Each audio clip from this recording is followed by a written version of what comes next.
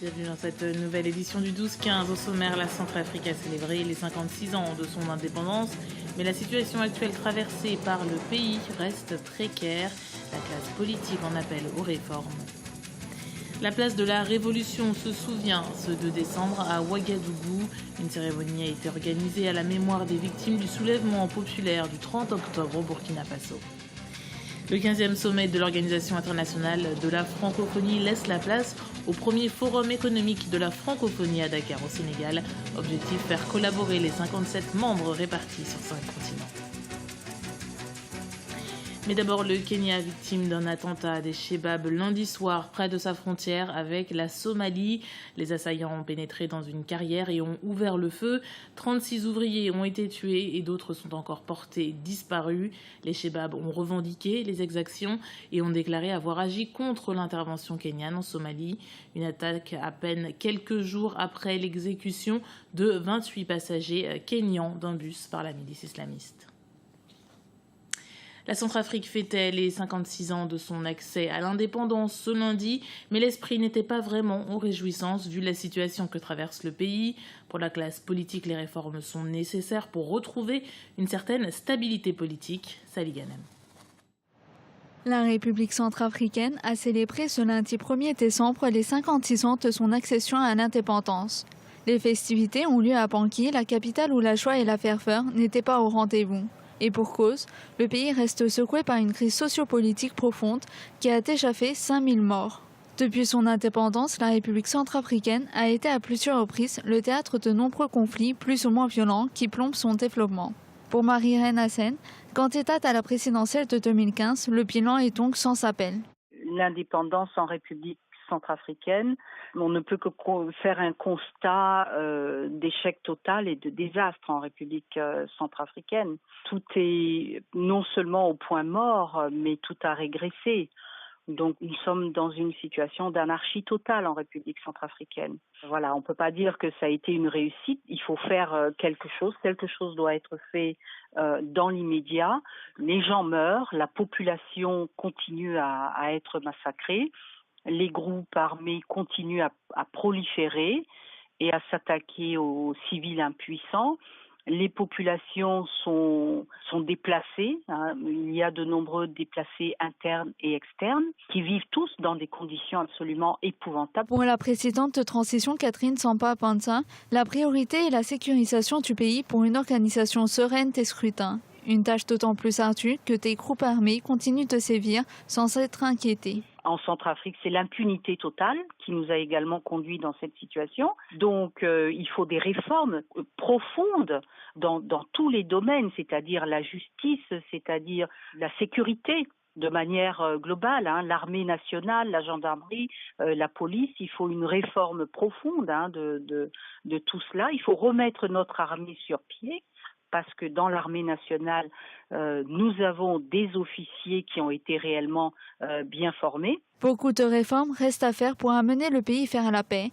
Pour mettre fin à l'impunité, des experts des Nations Unies ont demandé au Conseil de sécurité des mesures de sanctions contre une dizaine de personnalités, dont l'ancien président Michel Djotodia.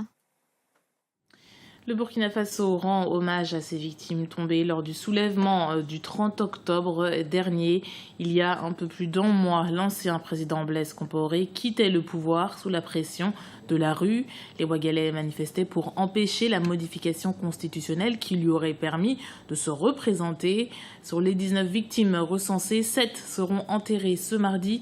Les Ouagalais avaient été appelés à se rassembler dès 8 h du matin sur la place de la Révolution, anciennement nommée Place de la Nation. Notre correspondant Wendem Valentin Compaoré était sur place. Écoutez. Ce mardi matin 2 décembre 2014, le Burkina Faso enterre officiellement ses morts. Il s'agit de 24 personnes tombées lors de l'insurrection populaire le 30 et 31 octobre 2014 suite à la volonté du président Blaise Compaoré de modifier la constitution pour une 5e candidature. Mais il faut noter que ce sont 6 personnes qui seront ensevelies ce jour, d'autres ayant déjà été enterrées. Il faut également retenir que le gouvernement a décidé de les élever au rang de martyrs de la Révolution. Ainsi, le mémorial des héros nationaux sera le panthéon des martyrs de cette révolution. L'actualité économique, c'est le premier forum économique de la francophonie. Il s'est ouvert lundi au Centre international de conférences Abou Diouf, le CICAD, de Diamniadio à Dakar. Un événement qui a immédiatement suivi le 15e sommet de l'organisation les 29 et 30 novembre dans la capitale sénégalaise. Reportage de notre correspondant au Sénégal, El Hadji Ndiaye. Le numérique francophone au service de l'économie. C'est le thème débattu au premier forum économique de la francophonie ce lundi au centre de conférence de Abou Diouf à Dakar. Pour les francophones, le numérique est un nouveau créneau sur lequel il est nécessaire de se positionner. Le français, 6e langue, ne représente que 5% des contenus sur Internet. Selon les acteurs du secteur numérique, certains aspects freinent l'émergence des contenus francophones sur la toile. Le premier obstacle au développement de l'économie numérique dans notre espace, ou la meilleure opportunité en tout cas, est entre les mains de l'État en général et de tous ces États francophones.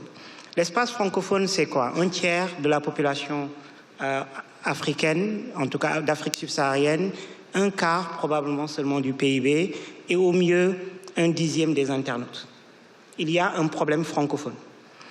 Et notre perception, c'est que les États comprennent le secteur de l'économie numérique de manière limitée, souvent aux télécoms. La place, disons, du français sur la toile est extrêmement moindre en raison de la prééminence de la langue anglaise et surtout, de l'importance du marché des entreprises américaines comme Google, Facebook, Twitter, YouTube, qui s'arrogent la plus grosse part des ressources générées par l'économie numérique. Face à cette concurrence qui s'avère rude, il est nécessaire d'adopter de nouveaux contenus pour favoriser le développement du numérique dans l'espace francophone.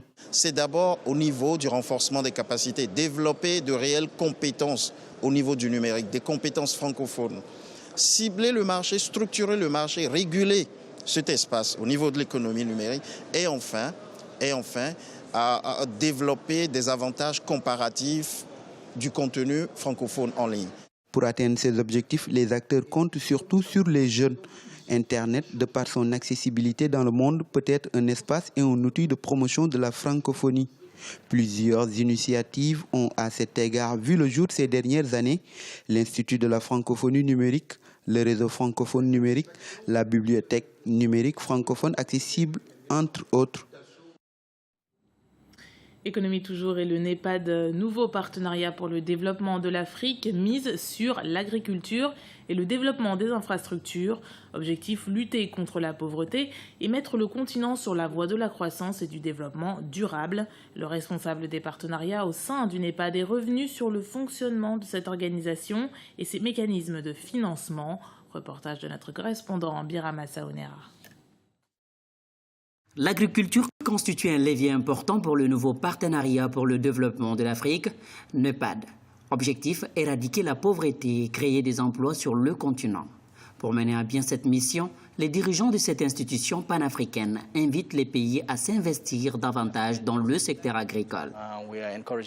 Nous encourageons les pays à investir plus en matière d'agriculture. Cela est d'ailleurs ressorti de la conférence que nous avons eue sur le genre et l'agriculture, où de plus en plus de femmes sont impliquées dans l'agriculture et dans l'agrobusiness. Dans le cadre du programme de développement dévoilé lors du sommet tenu à Dakar, les 14 et 15 juin dernier, les experts du NEPAD ont identifié 16 projets régionaux prioritaires en raison de leur impact sur la croissance économique de l'Afrique. Parmi les 16 projets retenus figure en bonne place le développement des infrastructures. L'objectif étant d'améliorer la compétitivité et faciliter l'intégration économique du continent. Ce sont les pays qui prennent la paternité des projets. Pour notre programme d'infrastructure, un projet de route par exemple peut intéresser 2 pays frontaliers. Dans ce cas, ils s'organisent en demandant au NEPAD de le coordonner. Pour le financement des infrastructures en Afrique, certains observateurs appellent à un partenariat entre les différents États membres du nouveau partenariat pour le développement de l'Afrique.